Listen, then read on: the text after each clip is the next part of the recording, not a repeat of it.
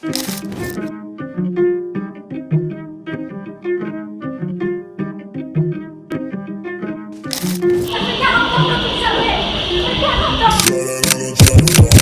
on est à Bruxelles, au Mont des Arts, où une cinquantaine d'activistes bloquent le Forum pour le futur de l'agriculture, la grand-messe annuelle du lobbying et du greenwashing.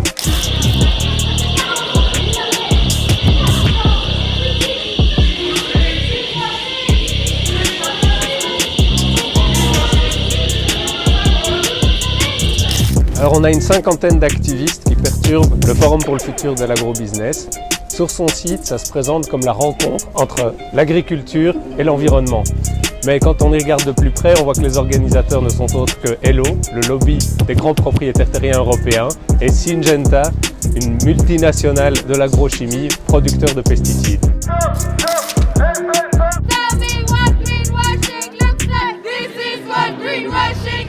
Et ça fait des années qu'ils bataillent de pied ferme contre toute avancée environnementale en Europe. À l'intérieur de ce forum, c'est la foire aux solutions abracadabrantes. On va y parler de drones, de biotechnologie, de pesticides. Avec toutes ces fausses solutions, ce n'est évidemment pas l'environnement et l'agriculture que Syngenta essaye de défendre, mais ses propres intérêts.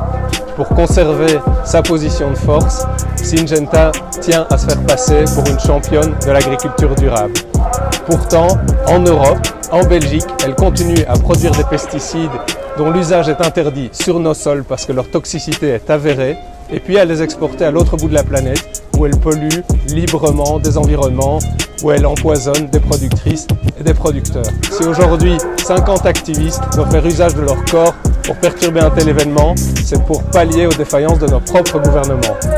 On tient à faire entendre aux commissaires européens qui sont invités à l'intérieur de ce forum que l'avenir de l'agriculture, il se construit en discutant avec les personnes qui nous nourrissent, qui prennent soin de nos écosystèmes et pas celles qui les tuent. Cet événement est aussi toxique que les pesticides qu'ils essayent de nous fourguer. Le futur de l'agriculture, c'est sans eux.